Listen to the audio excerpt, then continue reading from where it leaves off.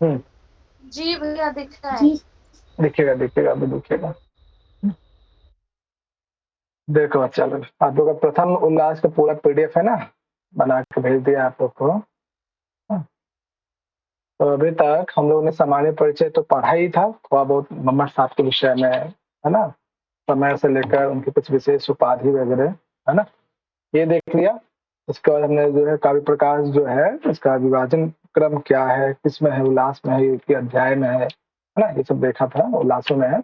और प्रत्येक उल्लास का क्या विषय वस्तु है ना, ये जरूर ध्यान रखना बच्चा। कोई भी ग्रंथ पढ़े है ना, उसमें जो उसका जो विभाजन क्रम है, उसमें क्या वर्णन है, किस उल्लास में या किस परिच्छेद में या किस अध्याय इत्यादि, अलग अलग ग्रंथों का विभाजन क्रम जो है अलग अलग, है ना, उसे कंठस्थ याद रखेंगे, है ना। उसके बाद हमने मंगलाचरण वगैरह देखा कि मंगलाचरण में क्या है, किसकी स्तुति की गई है, कितने पद है उसमें, है ना, किस प्रकार का उसमें कौन सा अलंकार है, कौन सा छंद है ना, मंगलाचरण कैसा है, ये सब हमने देखा। फिर हमने देखा कि किस प्रकार से ब्रह्मा की जो सृष्टि है, हाँ, वो अलग कैसे है, किसी कवि की रचना कैसे अलग है ना, इन दोनों के बीच में हम लोगों ने देखा था, है ना। उसके बाद जो है हम लोगों ने काव्य का क्या प्रयोजन, मतलब काव्य से हमें क्या मिलेगा, है ना, कोई काव्य कोई लिखता है ना, निर्माण करते, या कोई काव्य कोई किसी काव्य को पढ़ता है पाठक गण इत्यादि, तो उसे क्या मिलेगा, क्या प्रयोजन है, वो हम लोगों ने देखा। ठीक है, और किसे किसके समान हमें प्राप्त होगा या इत्यादि, ये हम लोगों ने एक एक अलग अलग एग्जाम्पल के थ्रू हम लोगों ने देखा। और सबका मुख्य प्रयोजन क्या है, एक आनंद की अनुभूति करना, ये सब हम लोगों ने देखा था। और किसके समान हमें ये आनंद की अनुभूति कराता है, ये हम लोगों ने देखा। और किसके समान आचरण करना चाहिए, किसके समान आचरण नहीं करना चाहिए, ये हमें काव्य ही सिखाता है, बताता है ना। उसके बाद हमने देखा कि काव्य का क्या हेतु है ना, कि किसी भी काव्य की रचना के पीछे ऐसे कौन कौन से हेतु है, कारण है ना, किस किस की आवश्यकता पड़ती है ना, वो हम लोगों ने देखा कि 3 प्रकार के हेतुओं की आवश्यकता होती है। और ये तीनों हेतु ऐसा नहीं कि सिंगल सिंगल हो। हाँ बिल्कुल, धन्यवाद संगीता, हाँ निधि सॉरी, है ना, धन्यवाद। किस किस प्रकार के कारणों की आवश्यकता होती है ये देखा, और तीनों कारण एक साथ होने चाहिए, तीनों मिलकर ही किसी काव्य की रचना में अपना योगदान देते हैं, अलग अलग नहीं। ऐसा नहीं कि सिर्फ शास्त्र का ज्ञान हो, या फिर ऐसा नहीं कि सिर्फ लोक व्यवहार का ज्ञान हो, ऐसा बिल्कुल नहीं। तीनों का जो है समष्टि रूप में जो है योगदान होना चाहिए, तीनों मिलकर ही जो है किसी भी काव्य की रचना कर पाता है कोई भी कविता, है ना। फिर हमने देखा कि शक्ति क्या होता है, शक्ति का क्या डेफिनेशन है। एक शक्ति का डेफिनेशन हम लोगों ने तर्क संग्रह में भी देखा था, है ना, ईश्वर संकेता इति शक्ति। और यहाँ पे क्या है, कवित्व बीज रूपा संस्कार विशेषा इति शक्ति, दोनों का डेफिनेशन ध्यान रखना। इस शक्ति का डेफिनेशन जो काव्य प्रकाश में वह अलग है, और जो तर्क संग्रह में है, जो हम लोगों ने शब्द प्रमाण के संदर्भ में देखा, ये देखो, है ना। अगर कोई काव्य की रचना तुकबंदी के माध्यम से कर भी लेता है, तो उसे समाज में वो प्रतिष्ठा नहीं मिलती है, जो किसी विशेष काव्य को मिलता है। ये सब हम लोगों ने देखा। फिर हमने देखा कि एक कवि को क्या क्या आना चाहिए, किस किस शास्त्रों का ज्ञान होना चाहिए, क्या क्या उसके हेतु हैं, विस्तार रूप से इसमें देखा, है ना। उसके बाद जो है हम लोग ने जो है आज हम लोग पढ़ेंगे बेसिकली कि मम्मट साहब काव्य को काव्य का क्या डेफिनेशन देते हैं, काव्य का क्या लक्षण है, काव्य का क्या स्वरूप, काव्य का लक्षण बोले या काव्य का स्वरूप बोले, है ना, या काव्य के परिभाषा, बात एक ही है, ध्यान रखना। तो आज हम लोग पढ़ने वाले कि काव्य का क्या लक्षण हो सकता है, मोहम्मद साहब ने आखिर क्या कहा काव्य के संदर्भ में। मोहम्मद से पूर्व भी बहुत सारे काव्य शास्त्र हो चुके हैं, उन्होंने अलग अलग डेफिनेशन दिया है ना। वो हम लोग किसी एक सीरीज में या एक पैराग्राफ में आपको हम लोग ऐड कर देंगे इसमें, उसको देख लेना। आज हम लोग पढ़ेंगे मोहम्मद साहब ने क्या बोला है काव्य के लक्षण में, है ना। और जब हम साहित्य दर्पण पढ़ेंगे, है ना, जिसमें विश्वनाथ जी ने क्या कहा, कैसे खंडन करते हैं, है ना, वो सब हम लोग साहित्य दर्पण में देखेंगे। बेसिकली आज हम लोग मोहम्मद साहब ने जो काव्य का लक्षण दिया है, काव्य का डेफिनेशन या परिभाषा या काव्य का स्वरूप क्या बताया है, इसके विषय में हाँ आज हम लोग पढ़ेंगे। किसी को आइडिया कि काव्य का क्या लक्षण हो सकता है, किसको काव्य कहते हैं मोहम्मद साहब के अकॉर्डिंग, एनीवन? जी सर। ओके, जी सुजाता। सर, हाँ। बोलूं? यस। मम्मट ने काव्य का डेफिनेशन दिया है, तदोदश शब्दार्थ सगुण गुणालंकृति पुनः क्वापि। उन्होंने बताया कि अगर किसी कोई काव्य हो तो उसमें तदोदोष हो, कोई दोष नहीं होना चाहिए। और उसके बाद शब्द और अर्थ में गुण होना चाहिए, जैसे माधुर्य ऊर्जा प्रसाद इत्यादि गुण होना चाहिए और अलंकार होना चाहिए, तभी वो तो बन सकता है। और फिर उन्होंने बताया कि अगर कोई स्फुट अलंकार नहीं भी हो हम्म, इस जगह में, तो हम्म, वो भी काव्य हो सकता है। उसके लिए उन्होंने एक उदाहरण दिया है अमर शतक से। बोला हम्म, है कि यह कौमार हरः स एवं वर्षा एवं चैत्र क्षपस्ते चिन्मिलित मालती सुर भयः प्रौढ़ः कदम्ब हम्म, नीलाः हम्म, सच एवास्मि तथापि तत्र सुरत व्यापार लीलाविधौ रेमा हम्म। रोदसी व्यथसित रोदली चेतः समुत्कंठते। चलो बहुत सुंदर सुजाता, कोटेशन की आपको याद है, बहुत अच्छी बात है ना। तो बच्चे लोग यहाँ पे देखो, है ना, ध्यान से देखना। इसमें बहुत तरह के क्वेश्चंस बनेंगे, और यहाँ पे जो लक्षण देख रहे हो ना, ये लक्षण फिर आप विश्वनाथ जी ने कैसे इसके इनके मत का खंडन करते हैं, क्या कहते हैं, वहां पे भी हम लोग देखेंगे। साहित्य दर्पण के जो प्रथम परिच्छेद है, तो हम लोग पढ़ेंगे भी, है ना। अच्छा, अच्छे से इसको यहाँ पे भी समझ लीजिए, और वहां पे भी हम लोग देखेंगे। एक मिनट, बच्चा छोटा हो गया इस पे।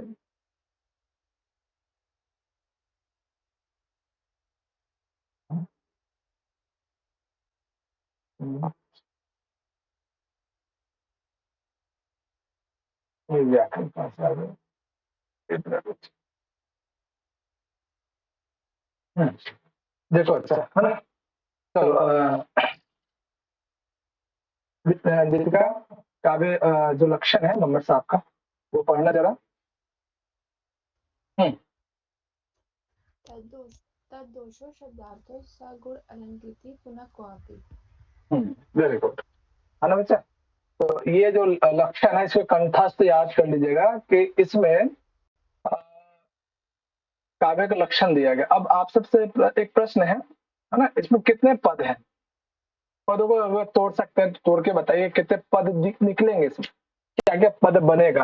अ, कौन बताएंगे? नीतू, कोई आइडिया, कितने पद आपको दिखाई दे रहा है संधि विच्छेद करके भी? हम्म, हाँ नीतू, कोई सर आइडिया? एक मिनट। हाँ हाँ, तोड़। हम्म, सर 8। 8 है। चलो, तो नीतू, ये जो पहला पद है, इसमें कितने कैसे, क्या आपने देखा, इसमें कितने पद दिख रहे हैं? सर इसमें तद और दोष है ना। हाँ, वेरी गुड। तद और अदोषो। चलो, बहुत बढ़िया। अ, इसमें कितने पद दिख रहे हैं निधि आपको? सर इसमें दो है। एक शब्द और दूसरा अर्थ। शब्दार्थ, वेरी गुड।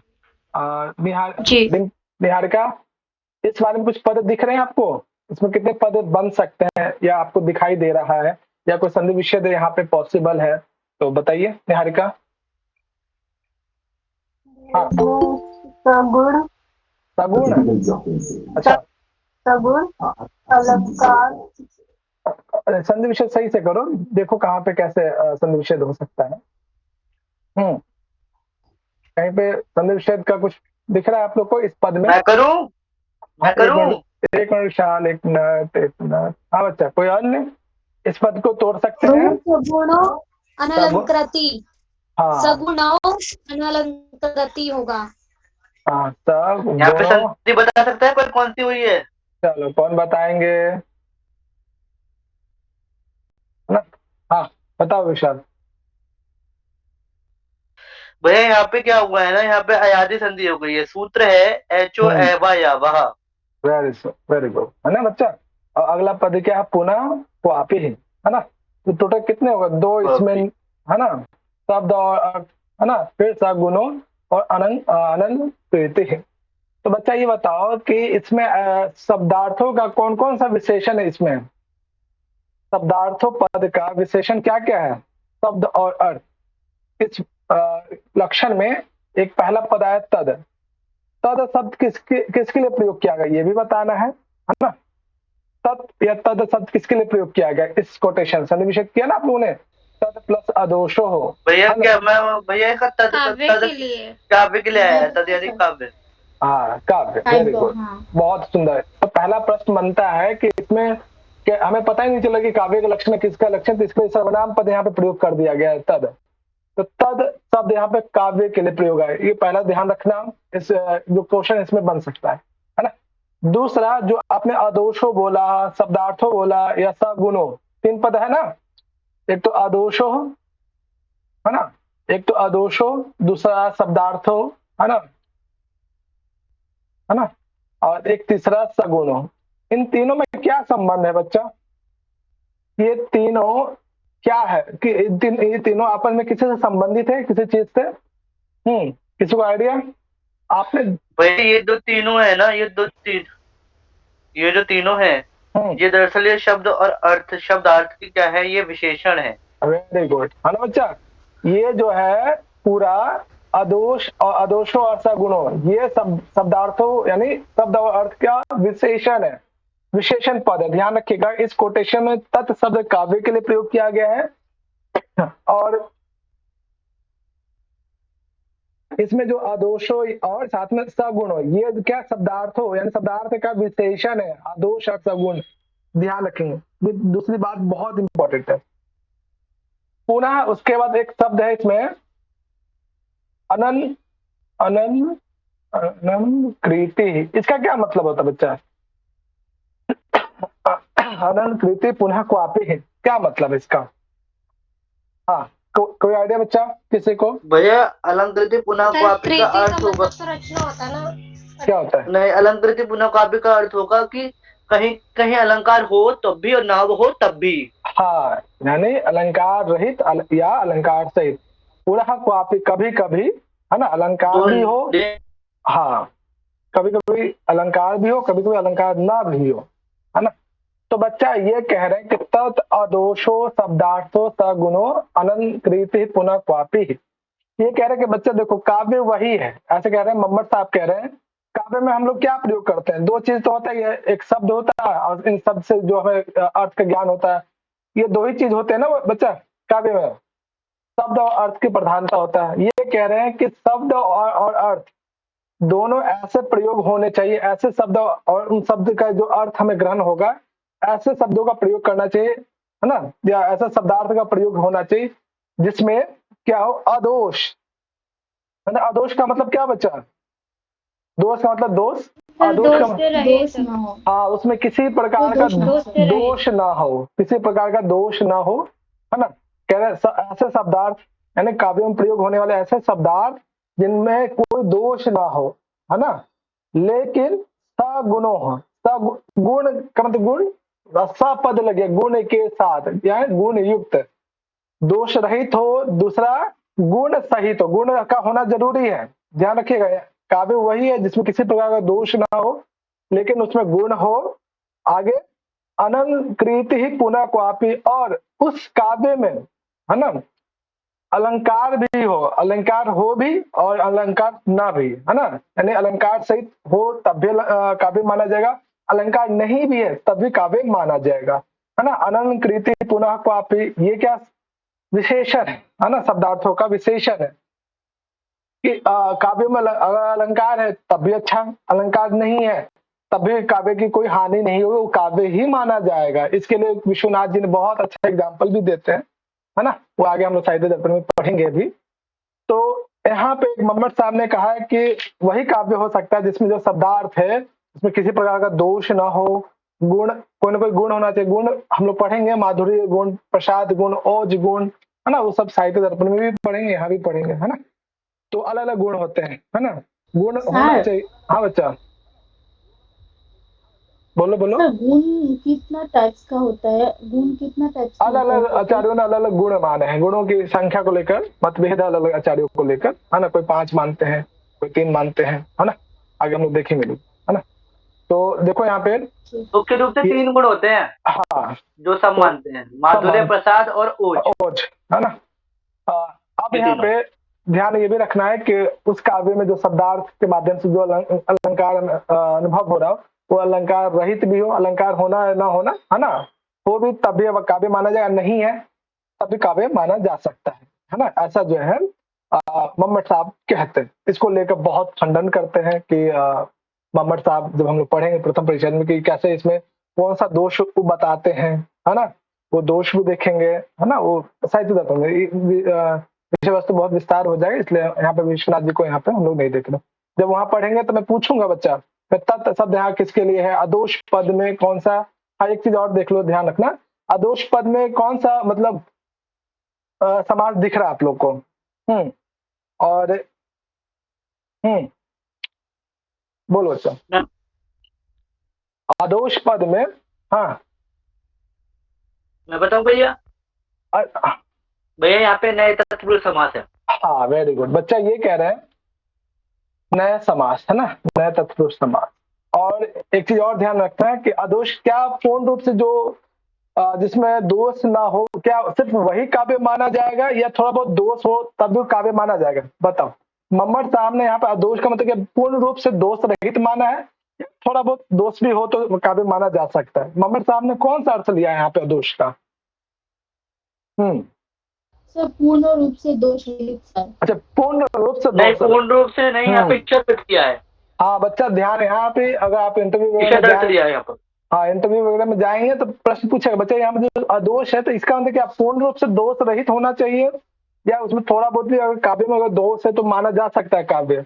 तो यहाँ पे ध्यान रखना कि अदोष में जो नया समास है इसका सामान्य अर्थ तो माना जा सकता है, ईशा दर्द लिया है। हाँ बहुत अच्छा। तो दोष सामान्य अर्थ क्या, विधा क्या अर्थ है यहाँ पे? दोष रहित। लेकिन इसमें ये कह रहे हैं कि दोष यहाँ पे इसमें नया समास है, नया तत्पुरुष समास है, और इसमें अदोष ईषद है ना, ईषद अर्थ, ईषद में थोड़ा बहुत है ना, ईषद में जानते हैं ईषद है ना, थोड़ा बहुत। तो ये कह के थोड़ा बहुत दोष भी अगर हो, क्या कि इस संसार में अगर देखा जाए कि कोई ऐसा काव्य बताओ जिसमें कोई दोष ही ना हो, अगर ऐसा काव्य ढूंढा भी जाए तो इसकी संख्या बहुत ही कम जिसमें कोई दोष ही ना हो, है ना। ये संभव बहुत ही, जिनकी ऐसे काव्य की अगर खोज की जाए जिसमें पूर्ण रूप से दोष रहित होते, इनकी संख्या बहुत कम हो जाएगी। प्रत्येक काव्य में है ना कुछ न कुछ दोष हो सकते हैं, जैसे कि इंसान की बात करते हैं ना, प्रत्येक इंसान कुछ न कुछ गुण कुछ न कुछ दोष रहता ही है, पूर्ण रूप से दोष रहित हो ही नहीं सकता है। तो काव्य भी कुछ ऐसा ही होता है कि काव्य में कहीं न किंचित लेश मात्र, ईषद मात्र में कहीं ना कहीं थोड़ा बहुत दोष रहेगा ही रहेगा। तो इसलिए ध्यान रखना कि अदोष का पद का मतलब पूर्ण रूप से दोष नहीं, ईषद ईषद दोष है ना, कि थोड़ा बहुत दोष हो तो भी काव्य माना जाएगा, दोष नहीं भी है तब भी काव्य माना जाएगा। तो इसमें ध्यान रखना अदोष पद में एक नए तत्पुरुष समास है जो ईषद अर्थ में लिया गया। ईषद कहता है कि थोड़ा बहुत दोष भी चल जाएगा, है ना, कि थोड़ा बहुत अगर काव्य में कहीं किंचित लेश मात्र भी दोष है तब भी चल सकता है, अलंकार हो या ना हो तब भी काव्य बन सकता है, गुण युक्त होना चाहिए, दोष रहित का मतलब किंचित दोष भी हो तभी चलेगा। तो ये मम्मट साहब ने काव्य के स्वरूप के बारे में, काव्य के लक्षण के बारे में, काव्य के परिभाषा के बारे में कहा। अब आपको प्रश्न क्या क्या पूछा जा सकता है? एक तो यहाँ पे लक्षण कंठस्थ कर लीजिएगा, काव्य प्रकाश पढ़े या साहित्य दर्पण पढ़े या वक्रोक्ति जीवितम ध्वन्यालोक जो भी, जहां पे किसी का लक्षण हेतु प्रयोजन बताया जा रहा है ना, कंठस्थ याद रखें, है ना, कि उन्होंने एग्जैक्ट शब्द सह क्या प्रयोग किया है वो एग्जैक्ट याद रखेंगे, है ना। तो इसको अक्षर सह याद कर लीजिएगा, है ना, कि काव्य का लक्षण क्या प्रयोग करते हैं। उसके बाद तत् शब्द किसके लिए प्रयोग किया गया है, अदोष पद में कौन सा समास है, अदोष शब्द में जो नए तत्पुरुष समास हुआ है उसमें किस अर्थ को लेकर बताया गया वो ध्यान रखेंगे। दूसरा क्वेश्चन क्या पूछा जा सकता है कि ये कोटेशन आपको दे दिया जाए या फिर इन द ब्लैंक्स दे दिया जाए, इन पूरे कोटेशन में कहीं भी शब्दार्थ दे दिया जाए कुछ भी, तो वहां पर फिल इन द ब्लैंक्स के रूप में पूछा जा सकता है, सत्य सत्य के फॉर्म में पूछा जा सकता है। जैसे साहित्य दर्पणकार ने जो लक्षण दिया है काव्य का, उसको वो एग्जाम्पल देके फिर इसका लक्षण देकर दोनों को सत्य सत्य के फॉर्म में पूछा जा सकता है ना। फिर वक्रोक्ति जीवितम ने क्या कहा, यानी जितने भी आपके काव्य शास्त्रकार के विषय में पढ़ना है उनके काव्य को उनके लक्षण देकर सत्य सत्य के फॉर्म में पूछा जा सकता है, किसने कौन सा लक्षण दिया है। तो ऐसे जो है ना आजकल के क्वेश्चन जो पूछते हैं वो लोग, इस तरह से पूछा जा सकता है। अगला क्वेश्चन क्या बन सकता है कि बच्चा इसमें इस कोटेशन के अकॉर्डिंग शब्दार्थों का क्या क्या विशेषता है ना, उस लक्षण उस विशेषता भी बताना है आपको, है ना बच्चा। ये इस तरह के क्वेश्चन यहाँ तक बनते हैं, ठीक है बच्चा। लक्षण याद हो गया सबको? किसको लक्षण याद हो गया है? जी सर, मेरे को भी याद है। अरे वाह वेरी गुड। कौन गायब हुआ अभी? संगीता गायब हुई है, और कौन है? यार का है, ठीक है, कामनी नहीं आई ना, ठीक है। मुझे समझ में नहीं आ गया कि सर ने क्या बताया क्या नहीं कहा, है ना। चलो बहुत बढ़िया, याद हो गया ना, पूछूंगा लास्ट। चलो निधि नीचे वाला पढ़ो। जी सर। एक मिनट, हाँ दीपिका बताओ। ये बता दो तत्व किसके लिए? यहाँ पे तत् जी तत् सर। तत् शब्द काव्य के लिए तत् दोषो, वह काव्य जिसमें शब्दार्थ का दोष रहित हो, पूर्णता दोष नहीं, किंचित दोष भी हो तो चलेगा, और गुण युक्त हो, और अनलंकृत, कभी कभी उसमें अलंकार रहित भी हो या अलंकार सहित भी, पुनः क्वापि यानी कभी कभी, है ना। तो सब वो क्या कहलाएगा, ऐसा शब्दार्थ से युक्त जो है ग्रंथ हो वो काव्य माना जाए, है ना। तत् शब्द यहाँ पे जो है काव्य के लिए आया। और अदोष जो पद है इसमें, है ना, अदोष पद में न समास है ना, न तत्पुरुष समास। किस अर्थ में अदोष? ईषद। ईषद का मतलब होता है थोड़ा बहुत भी दोष अगर है काव्य में तब भी वो काव्य माना जाएगा। पूर्ण रूप से दोष रहित मानेंगे तो इन ऐसे काव्यों की संख्या बहुत कम हो जाएगी संसार में, है ना। तो मम्मट साहब यहाँ पे अदोष का मतलब पूर्ण रूप से दोष रहित नहीं मानते हैं, वो कहते हैं किंचित मात्र में, लेश मात्र में अगर दोष है तभी तभी हम उसे एक काव्य के रूप में रखेंगे, काव्य की श्रेणी में रखेंगे। ठीक है, क्लियर है दीपिका? जी। हाँ हाँ, चलो बहुत बढ़िया। हाँ निधि पढ़ो उसको। जी सर। दोष दोष गुण अलंकार अवक्ष्यन्ते क्वापि क्वापित्ते अनेन एतत् दाह यत् सर्वत्र स अलंकारो क्वाचितु स्फुटत अलंकार विरह अपि न काव्यत्वहीनः। हानि हानि हानि वही बात को कहा जा रहा है ना, काव्यत्व हानि न। किसी भी काव्य में काव्यत्व इसकी हानि तब तक नहीं हो सकती है ना। ये कह रहे हैं कि सा अलंकारो, अलंकार हो, यत सर्वत्र अलंकारो, यानी वो कह रहे हैं कि कहीं अलंकार है, अलंकार के साथ यदि कोई काव्य है तभी उसमें काव्यत्व की हानि नहीं होगी, काव्य ही माना जाएगा। या फिर क्वचित तू स्फुट अलंकार विरह अपि। विरह का मतलब क्या होता है बच्चा? विरह का मतलब बिना वियोग, अलग अलग अलग, है ना। ये कह रहे हैं कि यदि कहीं स्पष्ट रूप से, है ना, स्फुट अलंकार विरह अपि न काव्यात हानि, यदि कहीं पर अलंकार नहीं भी स्पष्ट रूप से, हमें पता ही नहीं चल रहा है कि वहां पे अलंकार है या नहीं, तब भी उसमें किसी भी काव्यत्व की हानि नहीं होगी, अर्थात काव्य माना ही जाएगा। यानी जो अभी हम लोगों ने ये लक्षण पढ़ा उसी का यहाँ पे अलंकार के संदर्भ में कहा गया है। ठीक है, क्या अगर अलंकार है तब भी काव्य माना जाए, अलंकार नहीं भी है, पता नहीं चल रहा कौन सा अलंकार है, तब भी उसमें किसी प्रकार की कोई हानि नहीं होगी, वो अलंकार ही, वो काव्य ही माना जाएगा। ठीक बच्चा, तो ध्यान रखना। अब इसमें क्या प्रश्न पूछा जा सकता है, ये कोटेशन आपको दे दे, है ना, अब पूछा जाए कि किसने कहा, किसका वक्तव्य है, या किसने उक्तवान कहा, उक्तवान किसने कहा है ना। इस तरह के प्रश्न पूछे जा सकते हैं। कोटेशन आपको दे दिया जाएगा, पूछा जाएगा कि किसने कहा या किस ग्रंथ में है ना। ऑप्शन में या सत्य सत्य के फॉर्म में बना सकता है ना। चाहते ये कोटेशन थोड़ा, ये लाइन इंपॉर्टेंट है। और ये कोटेशन किसके संदर्भ में कहा जा रहा है? ऑप्शन में रहेगा काव्य प्रयोजन, काव्य हेतु, काव्य लक्षण, काव्य की उपयोगिता, है ना। तो ऐसे भी पूछा जा सकता है, कोटेशन देके काव्य हेतु है या काव्य लक्षण है या काव्य प्रयोजन है या कोपी ना या कुछ भी नहीं है, तो क्या बताओगे? ये जो लक्षण है किस, हाँ बिल्कुल प्रभात, धन्यवाद, है ना बच्चा। ये कोटेशन दे के पूछा जाए कि इति कुत्र वर्तते, है ना, किसमें है? ऑप्शन में काव्य हेतु, काव्य प्रकाश पथ में, हाँ नहीं ध्यान से, काव्य हेतु ये क्या है? काव्य हेतु है, काव्य प्रयोजन है ना, या तीसरा काव्य लक्षण है ना। किसके संदर्भ में कहा जा रहा है? हाँ काव्य लक्षण के जगह पर अगर काव्य स्वरूप हो तब सेम बात होगी ना। बहुत सुंदर, बहुत। चलो आप लोग समझ गए, बहुत अच्छा। अब इसका एक एग्जाम्पल है ना, कि कैसे हमें यहाँ पे इसका क्या एग्जाम्पल बन सकता है ना बच्चा। तो यहाँ पे एक श्रृंगार प्रधान एक यहाँ पे लक्षण दिया गया है, उसको मैं सामान्य तौर पे बता देता हूँ। चलो विशाल पढ़ो इसको।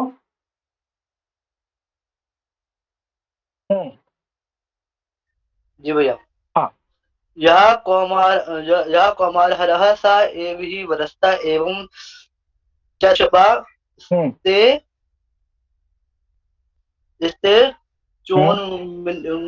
चोन्मिलितं मालति सुरभ्यः प्रौढः कदम्बानि अनिलः सा चेवाश्मी। हाँ चलो इसको बाद में पढ़ना। अब यहाँ पे देखो एक यहाँ पे एक प्रसंग है बच्चा, है ना। यहाँ पे एक जो नायक नायिका है ना, उसका एक कथन है ना। क्या कथन है इसमें? और बच्चा रिकॉर्डिंग ऑन है ना? हाँ बिल्कुल ऑन है ना। चलो धन्यवाद बच्चा, इसको कंठस्थ से याद कर लीजिएगा अक्षरशः, और यहाँ साहित्य दर्पण में भी पढ़ेंगे सेम कोटेशन को। सामान्य अर्थ है यहाँ पे देखिए क्या क्या शब्द दिख रहा है ना बच्चा लोग। ये बताओ यहाँ पे एक पहला शब्द है यह सर्वनाम जो है, सर्वनाम है या कुछ और है, क्या है बच्चा पहले ये बताओ, ये क्या है? पहले एक एक अक्षर को पढ़ लीजिए, बिल्कुल इसका अर्थ आपको हमेशा याद रहेगा और कोटेशन भी याद रहेगा। हाँ बच्चा, यह पद क्या है? यहाँ पे सर्वनाम है या कोई अन्य शब्द है, क्या है? क्या दिख रहा है आप लोग को? सर्वनाम है सर। ये जो यह मतलब सर्वनाम है और नायक के बारे में बोल रहा है। हाँ एक मिनट सर्वनाम है। इसका मूल प्रातिपदिक क्या बनेगा बच्चा? हाँ क्या बनेगा? मूल प्रातिपदिक किसका है ये बच्चा लोग? सहपद है ना। सहपद का क्या बनते? तत् का पुल्लिंग है ये, उसी पे ये चलेगा। यत है, यत मूल प्रातिपदिक है और ये प्रथम व्यक्ति एक वचन का है ना बच्चा। तो यह क्या, ये पुल्लिंग में है ना। किसके लिए प्रयोग किया जा रहा है? ये नायक के लिए। यह कि जिसने क्या, कौमार हरा है ना। ये किसका विशेषण है ना? कौमारे हर किसका विशेषण है? यहाँ पे किसी जो अवस्था है, 3 एज के बाद जो अवस्था, कुमारा अवस्था है ना, कुमारी अवस्था है ना, जो 18 से 25 साल या 30 के आसपास जो एज है, उसके लिए कौमार शब्द का प्रयोग किया जाता है। जिससे कौमारी अवस्था को जिसने हरण कर लिया हो, है ना। हरण मतलब हरण करना, ठीक है बच्चा। ये है कौमारी अवस्था को जिसने हरण कर लिया। हाँ, ये किसका विशेषण बच्चा? ये किसका विशेषण? नायक का, ठीक है ना बच्चा। तो यहाँ पे नायिका कह रही है अपने पति देव के बारे में, नायक के बारे में कि यह कौमार हरा है ना, वो प्रियतम मेरे जो पति देव हैं, ये जो नायक है, वो उसने मेरे कुमारी अवस्था को, कुमारी भाव की अवस्था को जिसने हरण कर लिया हो। सह एव, सह पद किसके लिए प्रयोग है यहाँ पे? सह एव ही वरह, नायक के लिए नायक के लिए, वेरी गुड है ना। नायक के लिए सर। वही क्या है मेरे? वरह किसके लिए प्रयोग किया जाता है? पति के लिए। पति के लिए, हस्बैंड को बोला जाता है। हस्बैंड को बोला जाता है ना। तो यहाँ पे एक श्रृंगार रस के विषय में कहा जा रहा है ना। यहाँ पे नायिका जो है वो कह रहे हैं कि जिसने मेरे कुमारी अवस्था को जिसने हरण कर लिया है वो कौन है? सा एव ही मतलब निश्चित रूप से वो मेरे कौन है? वर पति देव है ना। यानी नायिका जो है अपने नायक के विषय में कह रहे हैं कि जो जिसने मेरे कुमारी अवस्था को जिसने छीन लिया हो, हरण कर लिया हो, उद्घाटित कर दिया हो, वो मेरे कौन है? पति देव है। पहला कंडीशन है ना। दूसरे ता एव चैत्र छपा बच्चा लोग। और दूसरा यहाँ पे जिस समय ये लोग रति क्रीड़ा में लगे हुए थे, ठीक है, संलग्न थे, उस समय कौन सा यहाँ पे चल रहा है? कौन सा मास बच्चा लोग? चैत्र छपा। चैत्र समझते? चैत्र मास। हाँ, चैत्र मास में जो है चांद की जो चांदनी है, जो प्रकाश है, रोशनी है, शीतलता बहुत खिली हुई होती है, और वो जो है रति क्रीड़ा के लिए, श्रृंगार रस के लिए बहुत अच्छा मौसम माना जाता है, ठीक है। तो पहले जो नायिका कह रहे हैं कि मेरे कुमारी अवस्था को जिसने जो हरण करने वाले वो पति देव भी मेरे साथ है ना। चांद की जो चांदनी है चैत्र मास में, है ना, जो चांद है जो पूरा खिला हुआ है, यानी संपूर्ण जो रातें हैं, जो रात है कैसे चैत्र मास में खिला हुआ जो छपा शब्द किसके लिए प्रयोग करता है बच्चा? हाँ, कोई किसी का आइडिया? छपा किसके लिए प्रयोग करते हैं? ये रोशनी के लिए। हाँ, रात के लिए, आजकल के रात के लिए, है ना, रात के लिए, है ना। तो यहाँ पे चैत्र मास की रातें हैं, ठीक है। अगला तेज, है ना, उन्मिलित मालती सुरभया। अच्छा, सुरभि का मतलब क्या होता है? सुरभि पता है ना यहाँ पे? सुरभया स्मेल, सुगंध। सुगंध। उन्मीलित, उन्मीलित मतलब खिला हुआ, है ना, उन्मीलित चेत, है ना, च उन्मीलित मालती सुरभया। उन्मीलित का मतलब है ना, उन्मीलित शब्द देखेंगे, उन्मीलित है ना, मतलब खिला हुआ, और साथ ही साथ क्या, खिला हुआ मालती का जो है पुष्प है, ये जो बगीचा है आसपास, है ना, मालती जो पुष्प है खास करके वसंत ऋतु में खिलने वाला, है ना, जो वसंत ऋतु है फरवरी वाले मास की, उसकी बात कर रहे हैं, है ना। मालती का पौधा देखा आप लोगों ने, फूल देखा है ना। यही देखा मालती। अच्छा, नहीं देखा है, चलो कोई बात। सर मुझे तो फूलों के बारे में पता ही नहीं चलता, सेम ही लगते हैं सब। मैं देखा भी होगा तो पता नहीं। चलो कोई बात नहीं। तो देखो यहाँ पे एटमॉस्फेयर के बारे में नायिका बता रही है कि देखो भैया, पतिदेव भी मेरे साथ है, और चैत्र मास की जो चांदनी की रोशनी है, प्रकाश है, जो रात है वो भी है, और खिली हुई जो है पुष्प है, कौन सा पुष्प, मालती सुरभया, मालती नाम है, जो खास करके जो है जिसको चमेली का पुष्प समझते हो, समझ रहे हो? चमेली का नाम आपने सुना भी होगा, है ना। हाँ देखा है, सफेद होता है। तो वो अलग है। यहाँ मालती पद जो है ना, वसंत में खिलने वाला एक पौधा है, इस तरह का आप देख सकते हो, नेट पे तो मुझे यही मिला था, है ना। तो ध्यान रखना। और कहा गया एक बार, आगे, और अगला क्या कंडीशन बता रहे हैं, प्रौढ़ा कदम्ब अनिलह। बच्चा, कदम कितने प्रकार का होता है, किसी को पता है? कदम भी एक फूल है, कदम फूल, हम वो तो कदम देखा। के विषय कमल में, का? कदम समझते हो, कदम, कदम आप लोगों ने चटनी वगैरह खाया हुआ है, सब्जी वगैरह खाया होगा।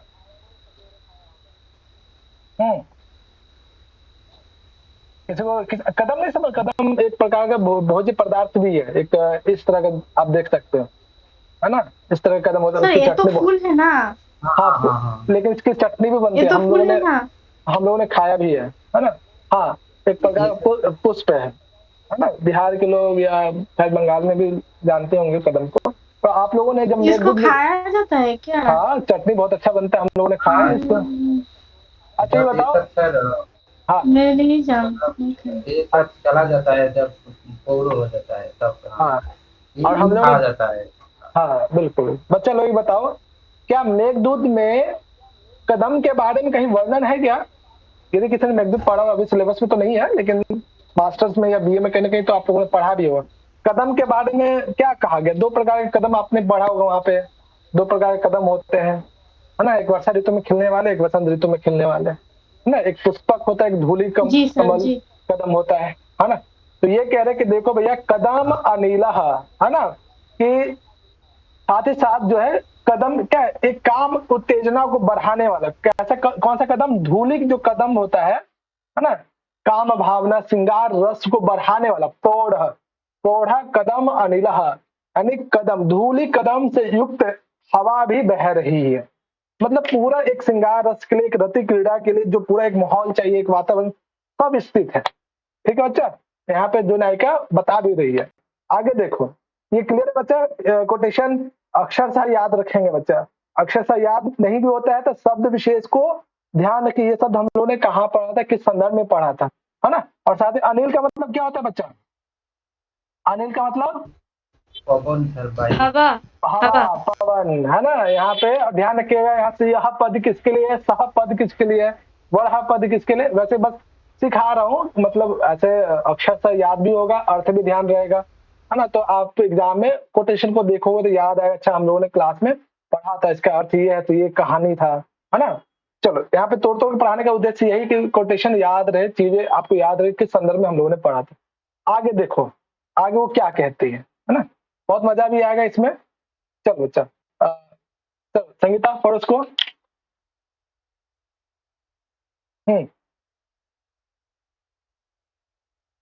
संगीता हो,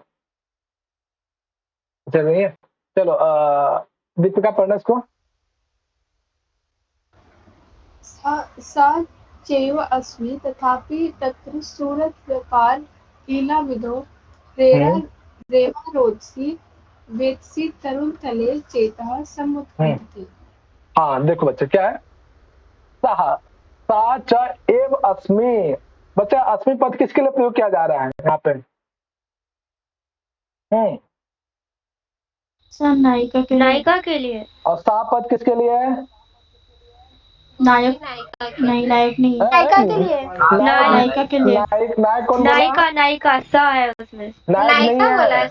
हाँ, नायिका है। स्त्रीलिंग पुल्लिंग का ख्याल रखिए।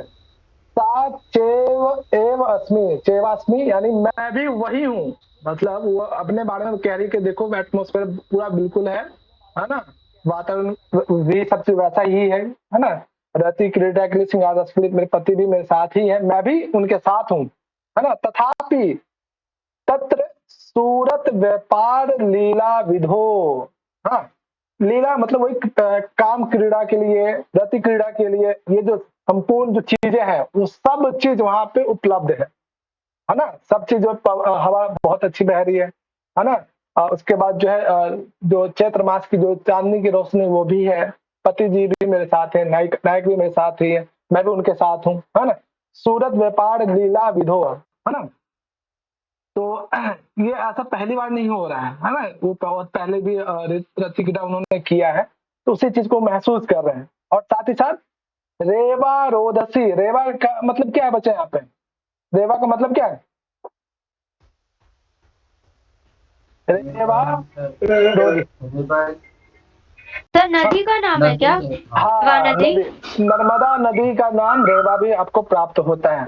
वो कह रहे हैं कि तो रेवा नदी के बारे में ना सर शायद वो कादम्बरी में आपने पढ़ा रेवा भी नदी के होगा, बारे में वो मेघदूत में आया था। मेघदूत में भी है, कादम्बरी में भी उल्लेख आता है इसका, वासवदत्ता में भी उल्लेख है।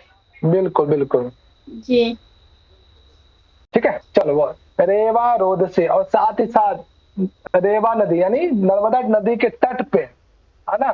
तट पे क्या होता है, बहुत सारे पेड़ पौधे खिले हुए होते हैं, है ना। यदि आप कहीं बीच उच पे गए होंगे तो जो किनारे होते हैं, मतलब ऐसा नहीं कि जस्ट पानी यहाँ पे बगल में जो है वो लताएं वगैरह खिलती नहीं, तो और थोड़ा सा दूर जाओगे तो दिखेगा आपको कि नदी के चारों तरफ ना बहुत सारे जो है ना वृक्ष है, छोटे छोटे लताएं हैं, है। तो वही कह रहे हैं कि रेवा रोदसी यानी नर्मदा नदी के तट पे जो है क्या वेतसी तरु तले, वेतसी क्या एक प्रकार का वृक्ष है, छोटा वृक्ष होता है ना। तड़ु मतलब क्या होता है बच्चा? छोटे दरकाश। हाँ, छोटे छोटे रेवा नदी के किनारे छोटे छोटे लताओं वाले किसी वेत से एक प्रकार का वृक्ष है बच्चा। वेत से पद को लेकर कोई अशोक के वृक्ष के विषय में कहते हैं, कोई बरगद के विषय में भी कहते हैं। तो अशोक का वृक्ष तो बहुत लंबा लंबा होता है ना। तो ये कह रहे हैं कि वेतस पेड़ के नीचे या वेतस वृक्ष के लताओं के पीछे, है ना, तले है। तले मतलब नीचे, है ना, तल में चेतः कई बार जो है हम लोगों ने रति क्रीड़ा को किया था, है ना। अतः चेतः अतः समुत कंठते, इसलिए फिर से जो है वही जो भावना है रति क्रीड़ा वाले फिर से उत्कंठित हो रही है ना। यानी यहाँ पे नायिका जो है अपने रति क्रीड़ा को याद करते हुए और इस समय जो एटमॉस्फेयर है, वातावरण, वैसे ही रति क्रीड़ा को फिर से जो है पुनः करने के लिए जो है नायक से जो है कहती है। तो बच्चा ये एक प्रकार का यहाँ पे भाव है। तो इसमें मम्मट साहब कहते हैं कि इसमें जो नायिका जो है नायक के प्रति कह रही है, रति क्रीड़ा के संदर्भ में कह रही है, जो एटमॉस्फेयर का जो वर्णन कर रही है, यहाँ पे आपको स्पष्ट रूप से तो श्रृंगार रस दिखाई दे रहा है कि वही श्रृंगार रस की भी प्रलम्ब श्रृंगार रस की बात की जा रही है ना। और लेकिन इसमें कोई विशेष रूप से जो है अलंकार नहीं है। वो आगे इसमें वर्णन करते हैं कि इस कोटेशन में कोई स्पष्ट रूप से अलंकार प्राप्त नहीं होता कि अत्र स्फुट न कश्चित अलंकार, यहाँ पे कोई अलंकार नहीं है इस कोटेशन में, है ना। अब अलंकार नहीं है ना। और काव्य का लक्षण क्या कहता है कि जरूरी नहीं कि अलंकार हो ही हो, है ना। तो जो मम्मट साहब ने जो काव्य का लक्षण दिया वो कहते हैं कि इसमें तो अलंकार नहीं है ना। और रसस्य च प्राधान्य अनल अलंकारतः, और इसमें जो है कि भले अलंकार नहीं है लेकिन इसमें कौन सा रस दिखाई दे रहा है आपको? ये जो आपने पूरा स्टोरी पढ़ा है, कैसा रस की अनुभूति हो रही है आप लोग को, बताओ चलो। श्रृंगार रस का, श्रृंगार रस। हाँ, तो वो कह रहे कि देखो भैया भले अलंकार नहीं है लेकिन यहाँ पर श्रृंगार रस की अनुभूति हो रही है, श्रृंगार रस की प्रधानता है, लेकिन फिर भी हमें उसे अलंकार के रूप में नहीं मानेंगे, है ना।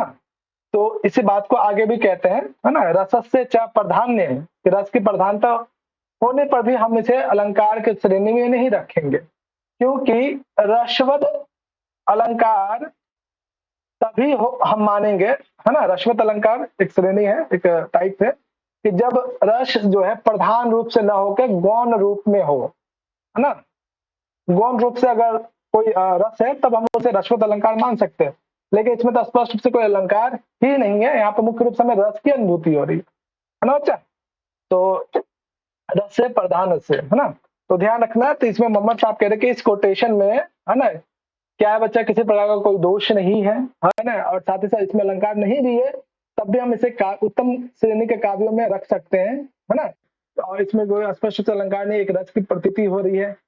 और कोई कहता है कि नहीं, इसमें अगर रस दिखाई दे रहा है तो अलंकार भी हो सकता है। कौन सा अलंकार? रसवत अलंकार हो सकता है। तो मोहम्मद साहब मना करते कि नहीं, इसमें रसवत अलंकार भी नहीं है। रसवत अलंकार तभी होगा, रस की प्रधानता अगर नहीं है तब उसमें हम उसे रसवत अलंकार मान सकते हैं। लेकिन इसमें रस क्या मुख्य रूप से, प्रधान रूप से रस की अनुभूति हो रही है, इसलिए इसमें अलंकार भी नहीं माना जा सकता है। यहाँ पे अलंकार नहीं है। तो मोहम्मद साहब के अनुसार, जो मोहम्मद साहब ने लक्षण दिया कि अलंकार हो या ना हो तब भी हम इसे एक काव्य कहा जा सकता है। काव्य का पद यहाँ पे लिया गया। अब इसमें जो प्रश्न पूछा जाएगा आपका बच्चा, है ना, कोटेशन 2 लाइन दे सकता है या यहाँ दे सकता है 2 लाइन या 4 लाइन दे सकता है, पूछा जा सकता है ये जो कोटेशन है किसके संदर्भ में कहा जा रहा है। काव्य प्रयोजन, काव्य हेतु, काव्य लक्षण, ये पूछा जा सकता है। किसने कहा, ये भी पूछा जा सकता है। अगला, मोहम्मद साहब के अनुसार क्या इसमें कोई स्पष्ट अलंकार दिखाई देता है? तो बिल्कुल भी दिखाई नहीं देता है ना। ना स्फुटो अत्र अलंकार, यहाँ पे कोई अलंकार स्पष्ट रूप से दिखाई नहीं देता, ऐसा मोहम्मद साहब कहते हैं, है ना। और इसमें क्या है, एक प्रधान रस की अनुभूति होती है, श्रृंगार रस की प्रधानता लगती है, लेकिन हम उसे अलंकार के तौर पे नहीं काउंट कर सकते हैं, है ना। अब ये प्रश्न पूछा गया, ये कोटेशन भी पूछा गया, किस ग्रंथ में वर्णन है, किसने कहा, ये भी पूछा गया। और साथ ही साथ ये कोटेशन दिया गया, पूरा अक्षरशः ये कोटेशन दे दिया गया, है ना। अब पूछा गया कि ये किस ग्रंथ में वर्णन है। तो बच्चा लोग ये सिंगल लाइन में ये भी याद रखना है और ये भी ध्यान रखना है बच्चा, है ना, बहुत इंपॉर्टेंट है। काव्य प्रकाश के एक एक पद, जो प्रथम उल्लास की बात कर रहे हैं, एक एक पद, एक एक कोटेशन, एक एक लाइन इंपॉर्टेंट है ना। और जितना बार आप इसे पढ़ेंगे ना, बिल्कुल हमेशा कुछ न कुछ नया ही लगेगा, है ना। और काव्य प्रकाश अभ्यास का चीज है ना। काव्य प्रकाश या साहित्य दर्पण या जितने भी काव्य शास्त्र है ना, अभ्यास का चीज है। उसे अभ्यास नहीं करेंगे बिल्कुल लगेगा पता नहीं क्या है। और एक एक शब्दावली उसको परिभाषित करना बहुत जरूरी है। ठीक है बच्चा, तो ध्यान रखिएगा जो कुछ भी अभी तक हम लोगों ने पढ़ा। कोई समस्या यहाँ तक किसी को भी? हाँ बच्चा, आगे चले? नहीं सर। है ना। तो बच्चा कोटेशन भी याद रखना, है ना। काव्य के लक्षण में कौन से कोटेशन प्रयोग करते हैं मोहम्मद साहब, उसका भावार्थ भी ध्यान रखना। क्या मोहम्मद साहब वहां पे अलंकार मानते हैं कि नहीं मानते हैं, ये भी ध्यान रखना। और लास्ट में लिखते ना, अत्र स्पष्ट न अलंकार वर्तते, वो कोटेशन में ध्यान रखना। जब काव्य प्रयोजन हो गया, काव्य हेतु हो गया, काव्य लक्षण हो गया, 3 चीज तो हो गया। अगला पड़ाव है काव्य भेद के मोहम्मद साहब कितने प्रकार के काव्य मानते हैं। किसी को आइडिया कि मोहम्मद साहब 3 प्रकार का? 3 प्रकार का। अच्छा चल, 3 प्रकार का सर, उत्तम काव्य, मध्यम काव्य और अधम काव्य। अच्छा, सुजाता की बातों से सहमत है आप सभी, है ना जी बच्चा? हाँ ठीक है, वेरी गुड, है ना। तो पढ़ के भी आइए तो ज्यादा आनंद आएगा। अब यहाँ पे 3 चीज हम लोगों ने अच्छे से पढ़ लिया, प्रयोजन देख लिया, हेतु देख लिया, लक्षण देख लिया। अब मोहम्मद साहब कहते हैं कि भैया काव्य को कितने श्रेणी में रखा जा सकता है। वो कहते हैं काव्य 3 प्रकार के ही होता है।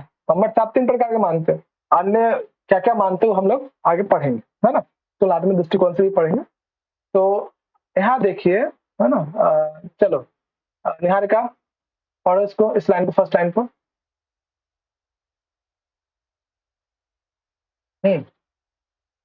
फर्स्ट लाइन बोलो निहारिका।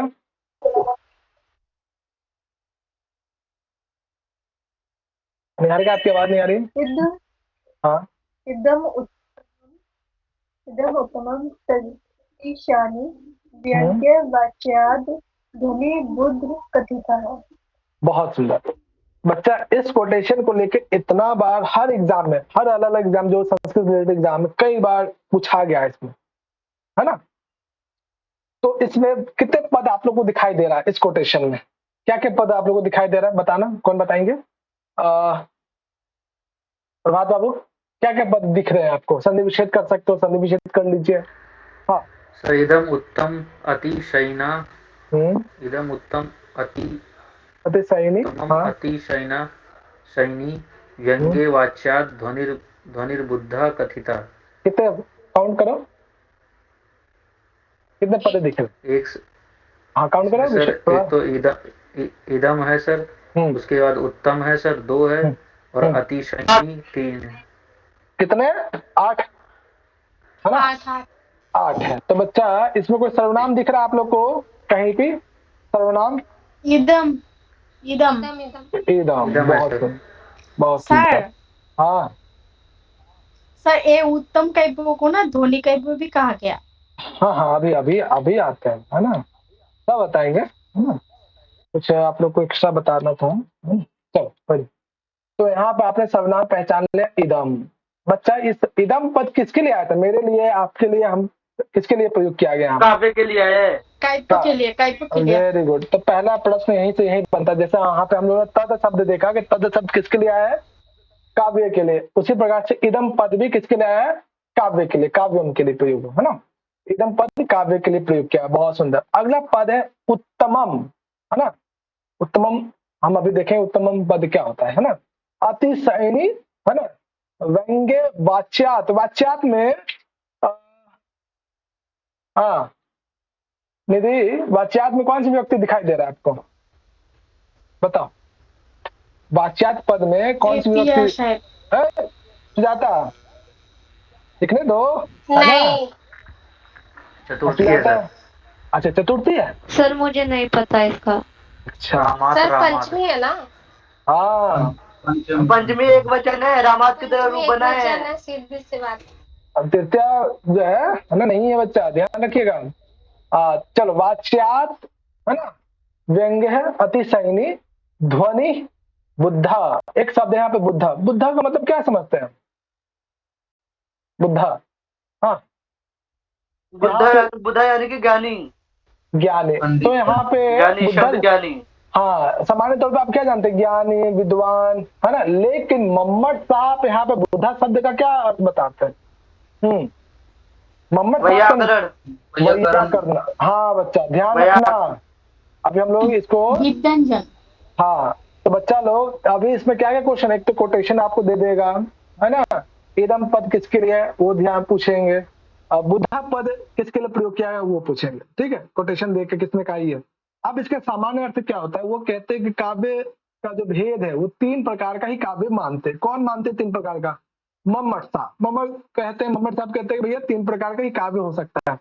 वो पहला काव्य कौन सा है बच्चा? उत्तमम, उत्तम काव्य, है ना? उत्तम काव्य, पहला उत्तम काव्य। दूसरा क्या है बच्चा? मध्यम काव्य, है ना? मध्यम काव्य। तीसरा क्या?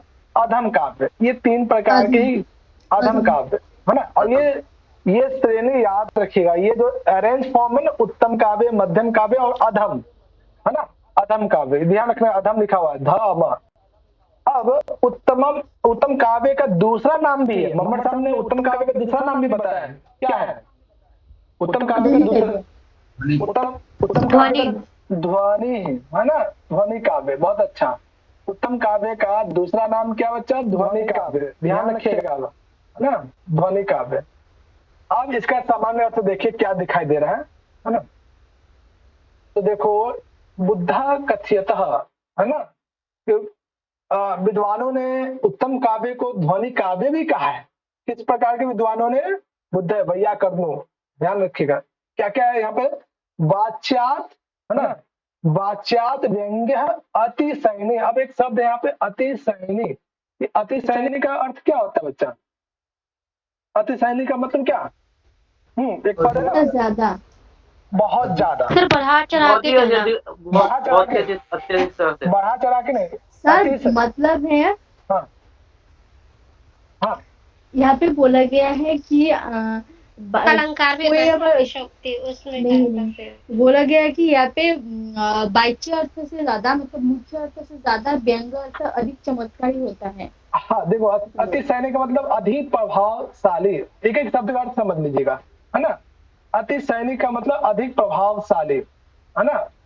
प्रभावशाली सामान्यतः यह अधिक चमत्कारिक, है ना? चमत्कारिक पर शास्त्रीय शब्द है। हाँ?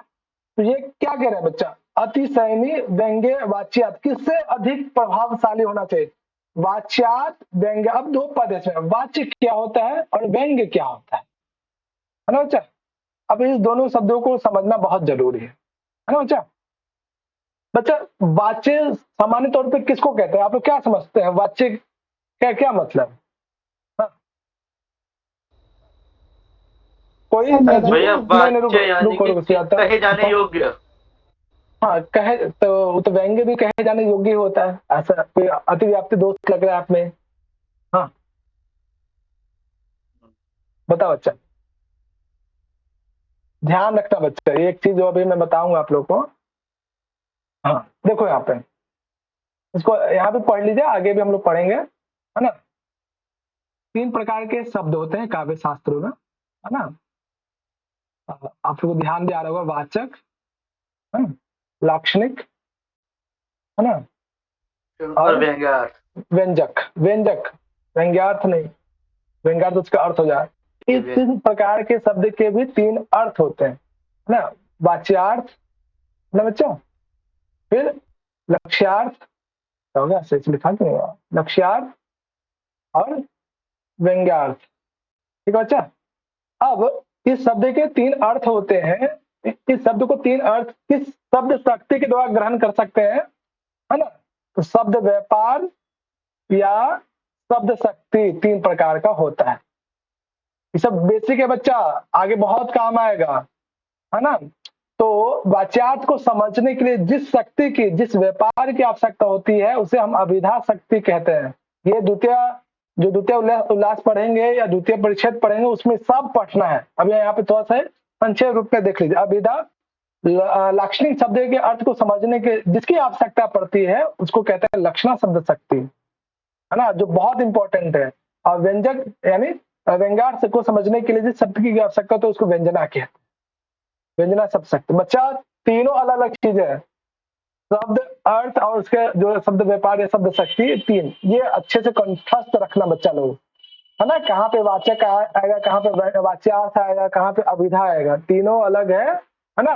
सब 3 प्रकार का होता है, उसके 3 प्रकार के अर्थ होते हैं।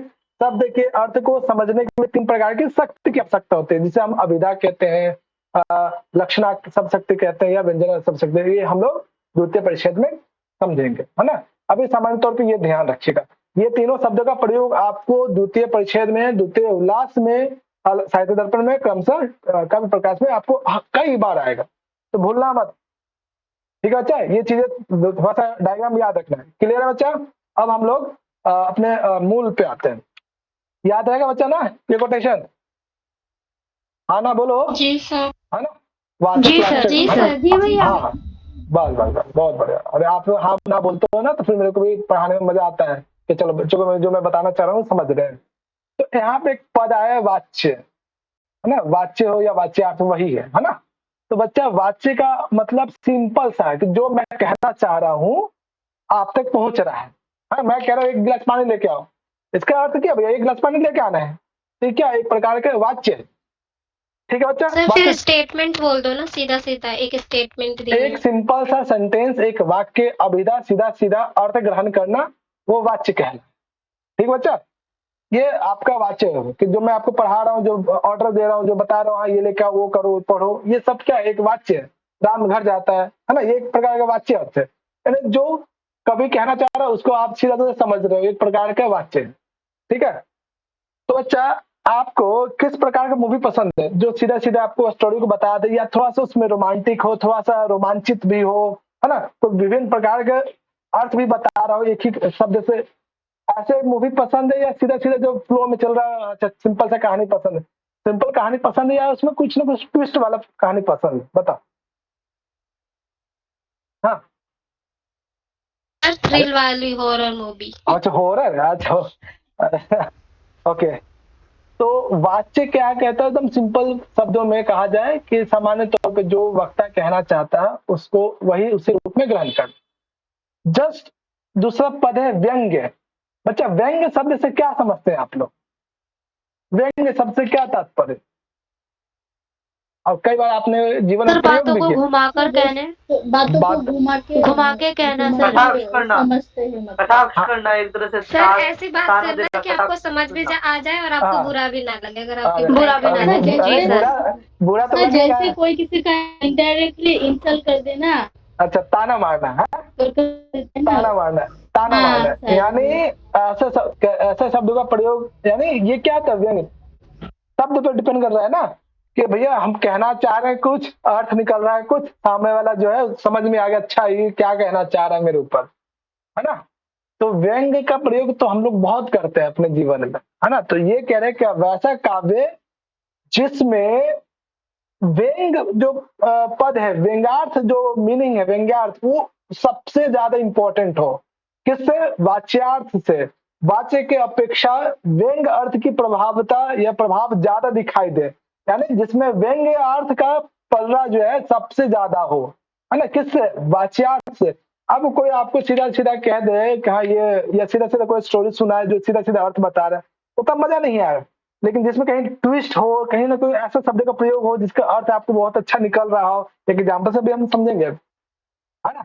तो ऐसे कहानी को सुनने में, समझने में, पढ़ने में, ऐसे काव्य को पढ़ने में मजा आता है। अब कोई सा भी काव्य ले लीजिए जिसमें सीधा सीधा कोई अर्थ आएगा तो मजा नहीं आएगा। कहीं पे बहुत सुंदर सुंदर उपमाओं का प्रयोग किया जा रहा है एकदम, तो वहाँ व्यंग्य अर्थ निकल रहा है, तो बहुत अच्छा इंटरेस्ट बढ़ेगा आपको पढ़ने का। तो ऐसा क्यों हो पाता है? क्योंकि वहाँ पे व्यंग्यार्थ अर्थ ज्यादा अच्छा हो रहा है ना। क्यों? वाच्य की अपेक्षा व्यंग अर्थ ज्यादा वहां पर इंपॉर्टेंट फील हो रहा है, इंपॉर्टेंट लग रहा है, प्रभावशाली है। तो यही कह रहे हैं कि इदम उत्तमम, उत्तम काव्य वही है जिसे विद्वानों ने ध्वनि काव्य भी माना। किसे कहते हैं? जहां पे वाच्यार्थ व्यंग्य अतिशयनी, जहां पे वाच्य से अधिक व्यंग्य अर्थ इंपॉर्टेंट या प्रभावशाली या अतिशयनी दिखाई देता हो, विद्वानों ने उसे ध्वनि काव्य भी कहा है। मम्मट साहब ने तो उत्तम काव्य माना है।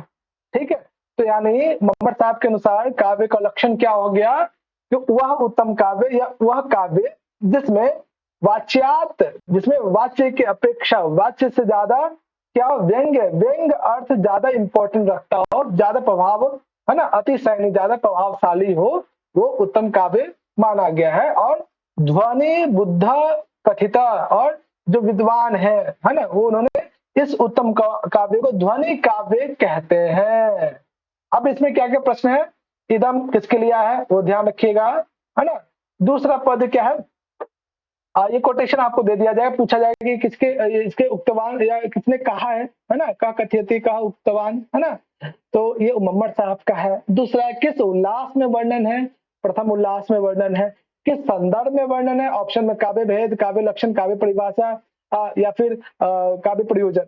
क्या बताओगे बच्चा? किसका विषय? काव्य भेद। कौन सा काव्य है? इससे किस काव्य के ज्ञान हो रहा है? किस काव्य का? उत्तम काव्य। उत्तम काव्य का दूसरा नाम? ध्वनि काव्य। ध्वनि काव्य। अब अगला देखो, यहाँ पे इदमिति काव्यम, इदम पद से काव्य का ग्रहण करना चाहिए। इदम का मतलब यहाँ पे काव्य। अब यहाँ पे जो बुद्धा पद है, सामान्य तौर पर हम लोग क्या समझते हैं? विद्वान, पंडित, है ना, या फिर जो एक्सपर्ट है उसके लिए बुद्धा प्रयोग करते हैं। लेकिन यहाँ पे काव्य प्रकाश ने बुद्धा पद को एक्सप्लेन किया कि बुद्धा पद कौन है। बुद्धा बेसिकली कौन है? वैयाकरण, है ना। यहाँ पे ध्यान रखें, बुद्धा, ये क्वेश्चन भी आया है, ये कोटेशन दे दिया गया, पूछा गया बुद्धा पद से क्या तात्पर्य। तो ध्यान रखना, बुद्धा पद का मतलब वैयाकरण, ध्यान रखिएगा। चलो चलो इला पढ़ो इसको। छपिकुल नहीं पढ़ेंगे, रुक जाओ। छपिकुल पढ़ो इसको। हाँ, बुद्धै वैयाकरणै करणैः प्रधानभूत स्फोट रूपो व्यङ्गयो व्यञ्जकस्य शब्दस्य ध्वनि इति व्यवहार इतः। वेरी गुड बच्चा। हम लोग वहां पढ़ेंगे, वाक्पद्यम पढ़ेंगे, है ना, या ध्वन्यालोक पढ़ेंगे, है ना। तो वैयाकरण जो आप लोग का वाक्पद्यम लगा, वहां पे ध्वनि पद बहुत आएगा, स्फोट पद आएगा बहुत, है ना। स्फोटवाद का सिद्धांत आपको पढ़ना। बच्चा एक पद है इसमें, स्फोट। स्फोट, स्फोट का क्या अर्थ होता है? क्या समझते हैं स्फोट का मतलब? क्या आप लोग अभी तक समझते हैं स्फोट का क्या मतलब होता है? हाँ बताओ। भैया स्फोट कहते हैं, स्फोट कहते हैं ऐसी ध्वनि जो नाश नहीं होती। हाँ स्फोट का स्फोट तो मतलब है ध्वनि जो हाँ नित्य है, बिल्कुल, बहुत नित्य बढ़िया। है। क्योंकि वैयाकरणों के मत में और मीमांसकों के मत में, अलग अलग है। दोनों के ही मत में जो है शब्द नित्य हैं। न्यायिक वो क्या कहते हैं, न्यायिक नहीं मानते हैं, ध्यान रखिए, है ना। व्याकरण जो है मैंने स्फोट मीमांसक बोला, मैंने मीमांसक बोला, अच्छा मैंने मीमांसा मीमांसक बोला है भैया। फिर ठीक है, फिर मुझे लगा न्यायिक बोल रहे हैं आप। चलो नहीं, मीमांसा और ये व्याकरण, व्याकरण हाँ बहुत बढ़िया। शब्द को नित्य नित्य मानते हैं। स्फोट समझिए, शब्द को उच्चारण के पश्चात जो अर्थ ग्रहण कर रहे हैं ना, ग्रहण हो पा रहा है ना, वो एक प्रकार का स्फोट है ना। इस सामान्य तौर पर देखिए, बाकी हम लोग पढ़ेंगे वहां पे भी वाक्पद्य में बहुत विस्तार से पढ़ेंगे। देखो यहाँ पे बुद्धा वैयाकरणे है, बुद्धा का मतलब यहाँ पे वैयाकरण है, ठीक है बच्चा, ध्यान रखिए। बुद्धा का मतलब वैयाकरण के अनुसार, है ना। वैयाकरणों ने क्या माना है बच्चा, इसे उत्तम काव्य को ध्वनि काव्य माना है। बच्चा ये ध्वनि का मतलब यहाँ पे, है ना, जो वैयाकरण है वो शब्द को ध्वनि मानते हैं, शब्द को ध्वनि कहते हैं, शब्द के लिए ध्वनि पद का प्रयोग करते हैं, है ना। अब वो कह रहे हैं कि प्रधान भूत स्फोट रूप व्यंग्य व्यंजक, है ना, व्यंग्य व्यंजक से शब्द से इति ध्वनि व्यवहार कृत। वैयाकरण जो है, जो भी ध्वनि, ध्वनि का मतलब यहाँ पे शब्द, है ना, जो भी ध्वनि, है ना, जो भी जिस ध्वनि के द्वारा व्यंग और व्यंजक, है ना, हम लोग पढ़े व्यंग समझते ही हैं, है ना, व्यंग और व्यंजक, व्यंग और व्यंजक अर्थात व्यंग को बताने के लिए, व्यंग को अभिव्यक्त करने के लिए प्रधान रूप से, है ना, यानी जो भी स्फोट रूपी व्यंग व्यंजक पद है उसको बताने के लिए जिस शब्द का इस्तेमाल करते हैं, या उसके लिए क्या इस्तेमाल करते हैं, ध्वनि का इस्तेमाल करते हैं, शब्द को ध्वनि ही मानते हैं, वो कहते हैं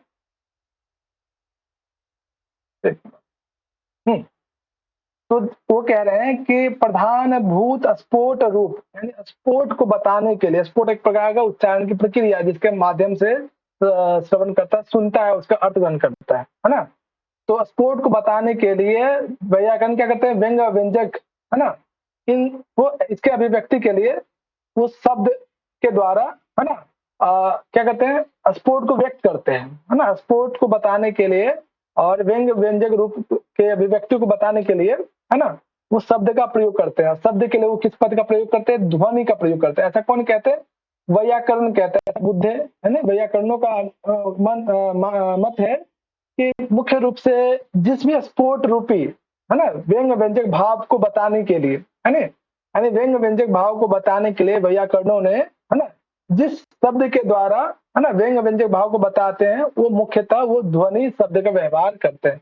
यानी वैयाकरणों के अनुसार व्यंग को बताने के लिए जिस शब्द का वो प्रयोग करते हैं उस शब्द को मुख्य रूप से ध्वनि कहते हैं, है ना। ये सामान्य तो अब इसमें एग्जाम में क्या क्या क्वेश्चन बन सकते हैं, इस कोटेशन को दे दिया जाए, है ना, ऑप्शन में रहेगा आपका अष्टाध्यायी, है ना, दूसरा आप लोग का महाभाष्य, तीसरा वाक्पद्यम, चौथा व्याकरण, चौथा काव्य प्रकाश। तो बच्चे कंफ्यूज हो जाएंगे, अरे ये तो ध्वनि का बात है, या ऑप्शन में ध्वनि लोग भी हो, है ना, ध्वनि पद को देखकर या व्याकरण पद को देखकर तो आप लोग तो जाओगे सीधे, ये जरूर कोई ना कोई व्याकरण का पद है, व्याकरण से संबंधित ग्रंथ में कोई ना कोई वर्णन होगा इसका जरूर। ये गलती मत करना, ये जो है ना, काव्य प्रकाश में लिखा गया, काव्य प्रकाश की ये एक भाग है ना बच्चा। तो व्याकरण बहुत सारे ऐसे कोटेशन आपको मिलेंगे जहाँ पे कोई एक पद ऐसा होगा जिसको देखकर आपको लगेगा चाहिए तो व्याकरण में होना चाहिए, है ना।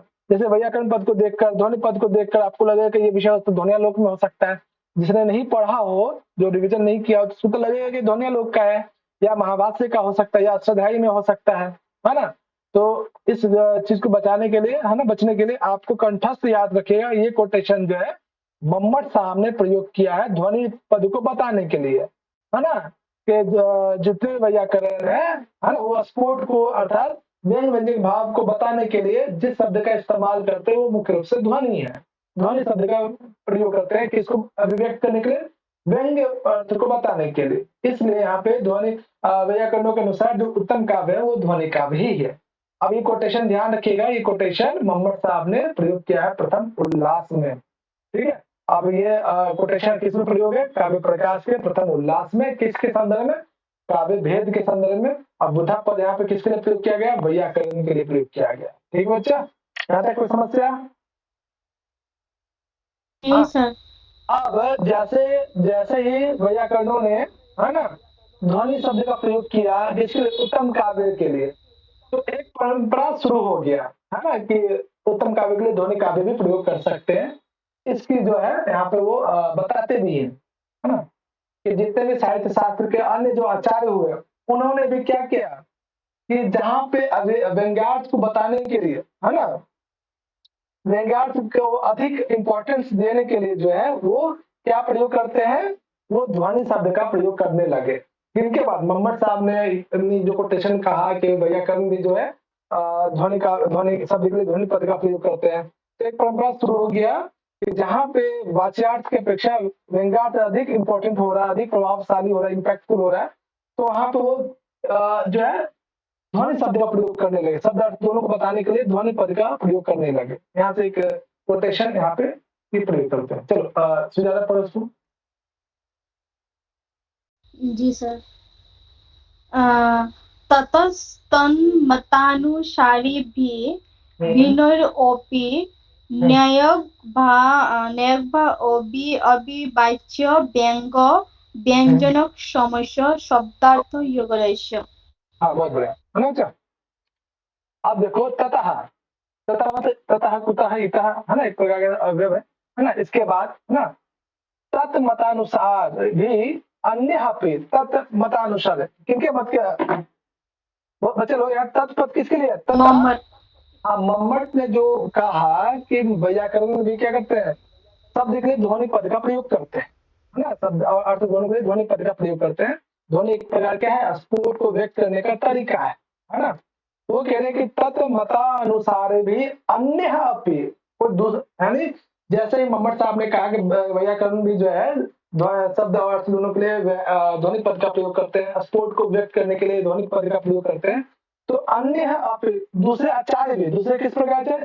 साहित्य शास्त्र के जो अन्य आचार्य हैं, जो मोहम्मद को मानते हैं, मोहम्मद के मतों को फॉलो करते हैं, वो भी आचार्य क्या करने लगे? नए भावित वाच्य, अन्य भी क्या करने, अन्य आचार्य भी क्या करने? वाच्य व्यंग्य व्यंजन, है ना, जहां पे वाच्य से अधिक, है ना, व्यंग्य अर्थ इंपॉर्टेंट हो रहा है, प्रभावशाली हो रहा है, वहां पे शब्दार्थ युगल से शब्द और अर्थ दोनों, युगल का मतलब क्या होता है? युगल का मतलब जोड़ा जोड़ा हाँ, जोड़ा जोड़ा शब्द सब। और अर्थ दोनों को, हाँ, शब्द और अर्थ दोनों को बताने के लिए व्यंजक के स्थान पे वो ध्वनि शब्द का प्रयोग करने के लिए वो शुरू कर दिया उन्होंने, है ना।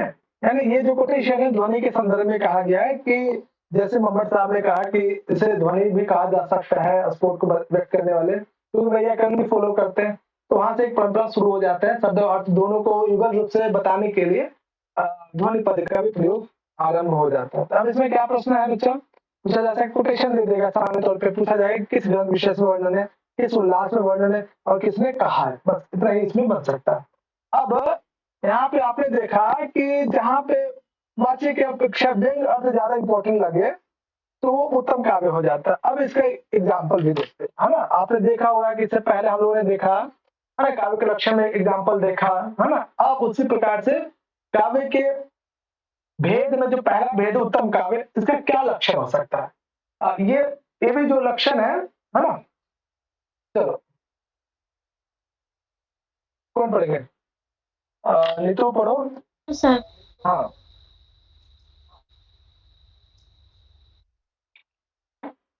इसकी पृष्ठभूमि बता देता हूँ, पहले पृष्ठभूमि बता देता हूँ, फिर आपको कहानी समझ में आ जाएगा। एक नायिका है ना बच्चा, एक नायिका है, एक नायक है ना। नायक कहीं दूर अपने महल में या कहीं किसी काम में फंसा हुआ या रह रहा है ना। तो नायिका अपनी सेविका को, है ना, अपनी सेविका या दासी को या दूती, दूती समझते बच्चा? हाँ हाँ बच्चा, दूती यानी मैसेंजर। हाँ मैसेंजर। तो नायिका जो है अपनी दूती को एक मैसेंजर को भेजती है, जाके नायक को बोलो कि मेरा जो है मिलने का मन कर रहा है ना। तो नायिका जो अपने मैसेंजर को भेजती है नायक के पास, जाके बोलो कि मैं मिलना चाहती हूँ, हाँ है ना। अब दूती क्या है, राजा को देखकर या नायक को देखकर, है ना, उसका स्वभाव बदल जाता है ना। उसके साथ जो है वो रति क्रीड़ा कर लेती है ना। वो दूती जो है नायक से मिलने के लिए संदेश लेके जाती है कि नायिका जो है आपको रानी बुला रही है। नायक दूती क्या है, नायक के साथ जो है रति क्रीड़ा कर लेती है। उसके बाद ये दूती जो है वापस नायिका के पास जाती है ना। तो उसका नायिका जो है जब अपनी दूती को देखती है तो उसका हाव भाव, है ना, रति क्रीड़ा के बाद हाव भाव जो है काफी चेंज आ जाता है। तो इसको लेकर जो नायिका है वो कहती है कि तुम्हारे शरीर में अलग अलग अंग विशेष पे जो है अलग अलग चिन्ह है, विशेष चिन्हों को देखकर मुझे ऐसा लग रहा है कि तुम जो है झूठ बोल रही हो। तो दूती से वो पूछती है नायिका तुम कहाँ गई थी। तो दूती बोलती है कि मैं तो बस कुआं से पानी लेने गई थी, मैं तो राजा के पास गई ही नहीं, है ना। तो नायिका यहाँ पे दूती को कहती है अलग अलग अंग विशेष को एग्जाम्पल देकर, है ना, कि तुम झूठ बोल रही हो। तुम्हारे अंग विशेष, शरीर के अंग विशेष जो है अंग विशेष के चिन्हों को देखकर बिल्कुल स्पष्ट रूप से दिख रहा है कि तुम जो है राजा से जो है राजा के साथ रति क्रीड़ा करके आई हो, तुम झूठ बोल रही हो, है ना। तो ये जो पूरा दृष्टि है ना, पूरा जो यहाँ पे वक्तव्य है नायिका का, कैसे पता चल रहा है कि जो दूती है नायक के पास गई है, वहां उसके साथ जो रति क्रीड़ा रमन करके आई है। इसके लिए एक पद का प्रयोग वो अंत में करती है, यहाँ पे अधम, है ना। अधम जो है पद का प्रयोग, अधम के द्वारा ही उस नीच कोटि के नायक के साथ तुम जो है रति क्रीड़ा करके आई हो। तो इसमें क्या एक शब्द के कारण पूरा उसका अर्थ ग्रहण किया जा रहा है ना। यानी नायिका जो जो कहना चाह रही है एक पद के माध्यम से, व्यंग्य में क्या होता है, एक विशेष पद के कारण, एक विशेष पद के द्वारा कोई अगर आपको कुछ कहता है, कोई ऐसा शब्द प्रयोग करके जिसे वो कहना भी चाह रहा है क्या, वो आपको अच्छे से समझ में भी आ रहा है कि नायिका या मुझे क्या कहा जा रहा है। तो ऐसे काव्यों में जो शब्द विशेष का प्रयोग होता है, किसी एक शब्द के माध्यम से संपूर्ण जो है वक्तव्य समझ में आने लगता है। तो ये जो है उत्तम कोटि का काव्य माना जाता है, जिसमें किसी ऐसे शब्द का प्रयोग करके जो नायिका या जो लेखक या जो कवि कहना चाहता है वो अर्थ आप ग्रहण कर ले। अधम का मतलब सामान्य तौर पे क्या होता है, अधम का मतलब नीच होता है, लेकिन यहाँ पे अधम क्या है, किस अर्थ को बताने के लिए कि तुम दूती नीच कोटि के उस नायक जो मेरा जो एक समय प्रिय था, है ना, तुम है ना मेरे पति, एक तरह से कह सकते हैं कि मेरे एक समय वो मेरे पति देव थे, तुमने मेरे पति के साथ ही रति क्रीड़ा कर ली, इसलिए वो उच्च नीच कोटि का राजा है ना। तो इस बात को बताने के लिए यहाँ पे एक अधम पद का प्रयोग किया गया। इससे जो है कवि जो कहना चाहता है कि किसी एक शब्द के माध्यम से वाच्य के अपेक्षा व्यंग अर्थ यहाँ पे अधिक निकल रहा है। इसकी पूरी संपूर्ण कहानी यहाँ पे देख सकते हो। हाँ विशाल पढ़ो इसको। सर मैं पढ़ रही थी। अच्छा हाँ नीतू मैं भूल गया। हाँ नीतू पढ़ो। निशेषे चयुत चंदनम स्तन तटम निर्मृष्टा रोग अधरो नेत्रे दम मंजने पुलिकिता तन्वेयम तनुः। तव्यम तनुः। हाँ बच्चा यहाँ पे तन्वी शब्द का क्या अर्थ है बच्चा, आप लोगों ने कहीं आप लोग तो पढ़ाया जरूर है मुझे, तन्वी तनु। हाँ सर मुझे लगता है यहाँ पे जो दारामंजने है ना, यहाँ पे दूरामंजने होगा शायद। दूरमंजन, एक मिनट देख लें है ना, हो सकता है आप सही बता रहे होंगे, एक बार देख लेता हूँ। हाँ दूरमंजन है ना, दूरमंजन, धन्यवाद, है ना। हाँ बच्चा तन्वी पद का क्या अर्थ होता है बच्चा, है ना। नहीं बच्चा तन्वी या तनु पद का क्या अर्थ है। तनु का अर्थ होता है विस्तार करना। और तन्वी बढ़ाना। तन्वी शरीर बच्चा, शरीर है ना, शरीर है ना। देखो इस वाले कोटेशन में जो है ना शरीर के जो है रति क्रीड़ा करने के कारण जो अंग विशेष में जो बदलाव आता है उसका वर्णन है ना। शरीर से जो है चंदन हट गया है ना। अधोरग जो है उसका जो राग है वो समाप्त हो चुका है। नेत्र दूरम अंजने, जो आंखों में जो काजल है ना, वो क्या हट गया है रति क्रीड़ा करने के बाद। ये सब प्रक्रिया यहाँ पे कभी लक्षण बता रहे हैं। तो यहाँ पे नायिका कह रही, दूती वापस आती है ना, नायिका को कहती है ना। तो नायिका देखती है दूती के जो अंग विशेष पे जो लगे हुए चंदन है, राग है, आंखों का जो काजल है, वो सब क्या हटा हुआ है ना। पुलकिता तन्वी तव अयम तनु, और उसके शरीर में एक अलग ही जो है आकर्षण, उसके हाव भाव काफी बदले हुए हैं। इनको जब देखती है नायिका है ना, तो दूती से बोलती है, क्या बोलती है ना, ये क्या है, शरीर के अंग विशेष का जो है अलग अलग लक्षण है रति क्रीड़ा के पश्चात का। तो बच्चा ये कोटेशन कई बार पूछा गया एग्जाम में, कोटेशन दे दिया गया है ना, 4 लाइन का, अभी 2 लाइन अभी हम लोग देख रहे हैं है ना। तो इसमें पूछा गया कि कोटेशन किस ग्रंथ में है, वर्णन है, किसने कहा है ना, ये है। अब इसमें आगे देखो, हाँ विशाल, चलो 2 लाइन वो पढ़ लिया, तो हाँ विशाल पढ़ो अब। जी भैया पढ़ो भैया, मुझे शो नहीं हो रहा। हाँ अब शो हो गया। हाँ। मिथ्यावादिनी दूती बांधव जनस्या ज्ञात पीड़ागमे वापिम स्नातु मितो गतास्ति न पुनस्तया अंतिकम। हाँ बहुत अच्छा बच्चा। देखो ऊपर जो लाइन है, दूती, हे दूती मिथ्यावादिनी, हे दूती तुम बिल्कुल झूठ बोल रही हो है ना। हे यानी मिथ्यावादिनी एक विशेषण पहला। बांधव जनस्य अज्ञात पीड़ागमे, हे दूती तुम अपने रिश्तेदारों को, मित्र के प्रॉब्लम को ना समझने वाले, मित्र के पीड़ा को ना समझने वाली है ना। यहाँ पे क्या दूती के लिए विशेषण है 2 है ना। बांधव जनस्य अज्ञात पीड़ागमे, कि तुम क्या है ऐसी स्त्री हो, यानी झूठ बोलने वाली, पीड़ा को ना समझने वाली है ना। हे दूती तुम क्या है वास्तव में है ना, तुम तो मुझसे बोल के गई है ना।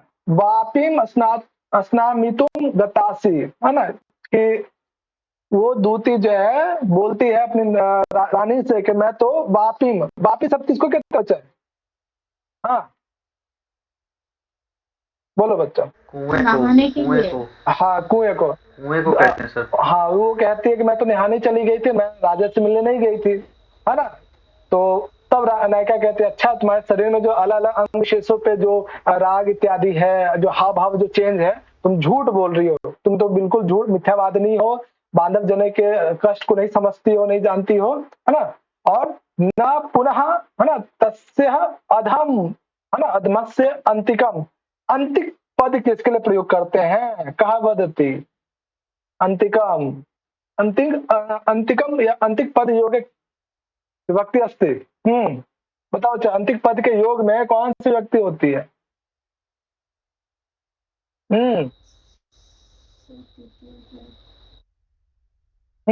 कौन बता रहे हैं?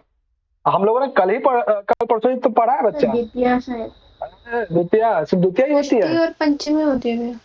हाँ है ना, षष्ठी और पंचमी हम लोगों ने पढ़ा था। वो भूल कैसे गए आप लोग? है ना, और यहाँ पे देख भी सकते हो ना कि तस्य अधमस्य अंतिकम। अरे नहीं कुछ भी आया तो उसके आसपास के पद को देखो, अधमस्य, तस्य, षष्ठी युक्ते है ना, अंतिकम पद युक्ते। षष्ठी है, यहाँ षष्ठी है, पंचमी भी प्रयोग कर सकते हैं ना। तो ये कह रही कि तुम तो उस अधम नायक के पास गई थी है ना, कह रहे तस्य अधमस्य अंतिकम। अब यहाँ पे अधम नायक क्यों कह रही है नायिका? इसके पीछे का लॉजिक क्या है बच्चा? कि अपने पति देव, अपने राजा को अधम कह रही है, क्यों? यहाँ पे कौन सा अर्थ ग्रहण हो रहा है बच्चा बताओ? अधम क्यों कह रही है नायिका? जो दूती है दासिनी, उसका संगम किया। हाँ क्योंकि राजा ने क्या किया, उस दूती के साथ भी जो है रति क्रीड़ा कर लिया, यानी ये अर्थ ग्रहण हो रहा है। इसका मतलब यहाँ पे जो सीधा सीधा अर्थ जो है नहीं कहा जा रहा है, यहाँ पे क्या कहा जा रहा है, एक व्यंग्य अर्थ का ग्रहण किया है। उस नीच कोटि राजा ने क्या किया, तुम्हारे साथ जो है रति क्रीड़ा कर लिया है ना। तो यहाँ पे क्या एक सामान्यतः अधम होता है नीच, लेकिन मुख्य अर्थ यहाँ पे क्या ग्रहण किया है, उस राजा के लिए अधम पद का प्रयोग किया जा रहा है। क्यों किया जा रहा है?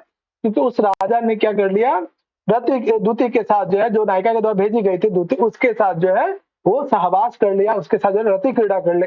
यानी संपूर्ण कोटेशन, ये जो अधम पद का प्रयोग किया, इसके द्वारा हमें व्यंग्य अर्थ का ग्रहण किया जा रहा है। व्यंग्य अर्थ हमें पता चल रहा है। ताना मार रही है यहाँ पे, उस राजा को लेकर अपनी दूती को कह रही है ना। व्यंग्य अर्थ निकल रहा है यहाँ पे। वाच्य की अपेक्षा व्यंग्य अर्थ ज्यादा प्रभावशाली दिख रहा है। इसका मतलब ये जो एक उत्तम काव्य का जो है कोटेशन है, उत्तम काव्य का एक श्रेणी में ये पद्यांश आएगा। ठीक है बच्चा। अब इसमें क्या क्या प्रश्न पूछा जा सकता है? कोटेशन 2 लाइन का दे दे या 4 लाइन दे दे, किस ग्रंथ में वर्णन है, किसका भेद है, उत्तम काव्य का, मध्यम काव्य का या अधम काव्य का, किसका भेद है? तो क्या बताओगे बच्चा? उत्तम काव्य का। उत्तम काव्य का बच्चा। क्यों? क्योंकि इसमें, हाँ क्यों? क्योंकि इसमें जो है क्या दिख रहा है बच्चा? वाच्य की अपेक्षा व्यंग्य अर्थ ज्यादा इंपॉर्टेंट है। यहाँ पे व्यंग्य अर्थ जो है नायिका कहना चाह रही है, और किस पद को लेकर, किस पद से हमें ग्रहण हो रहा है? अधम पद के माध्यम से। एग्जाम में वो पूछ भी दिया जाए कि किस पद के ग्रहण, वैसे बहुत क्लिष्ट है, उतना नहीं पूछेंगे है ना, लेकिन बताना कि अधम पद को देखकर यहाँ पे नायिका जो है नायक के प्रति, अपने राजा के प्रति जो है पूरा जो है व्यंग्य अर्थ को दर्शा रही है ना बच्चा? क्लियर है? कोई समस्या? मजा आ रहा है? हाँ ये उत्तम काव्य का उदाहरण है या फिर अधम काव्य का?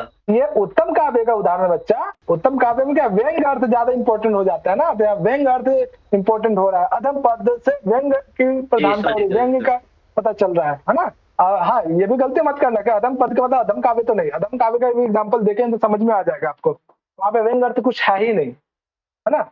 तो ध्यान रखना, उत्तम काव्य में क्या होता है, व्यंग्य अर्थ बहुत इंपॉर्टेंट होता है, व्यंग्य अर्थ की प्रतीति होती है एकदम सबसे इंपॉर्टेंट। मध्यम काव्य में क्या होता है, एकदम व्यंग्य अर्थ बिल्कुल गौण होता है, इसलिए उसे हम गुणीभूत व्यंग्य भी कहते हैं। और अधम में क्या होता है, होता ही नहीं है, बिल्कुल भी नहीं, आभास भी नहीं होता है ना। तो ये आपका यहाँ पे उत्तम काव्य के संदर्भ में हम लोगों ने देखा। ठीक है बच्चा? कोई समस्या यहाँ तक? नहीं सर। है ना। कल हम लोग पढ़ेंगे कि मध्यम काव्य क्या होता है ना, मध्यम काव्य का एग्जाम्पल क्या है, और उसके अंत में हम लोग जो है तीसरा जो है अधम काव्य वो क्या होता है। इसके बाद ये आपका संपूर्ण समाप्त हो जाए। यहाँ तक किसी को कोई समस्या? अच्छा लगा? समझ में आया? एग्जाम्पल जरूर ध्यान रखना। उत्तम काव्य का एग्जाम्पल क्या है, काव्य जो लक्षण में जो एग्जाम्पल दिया वो क्या है, क्या उसमें अलंकार है या नहीं है, ये सब आप लोग देखना। और रटना मत, पदों में जो पद्यांशों में जो पद का प्रयोग किया गया उसको एक एक अर्थ को देखो, क्या अर्थ यहाँ पे बताया जा रहा है ना। तो आप इजिली वहां पे कुछ भी कोटेशन आएगा तो आप बता पाएंगे वहां पे। ठीक है बच्चा? आज के लिए इतना ही रखते हैं, कल फिर हम लोग इसको आगे पढ़ेंगे। कल हम लोग सप्तमी व्यक्ति का 2-4 सूत्र भी देखेंगे साथ। ठीक है बच्चा? और काव्य प्रकाश में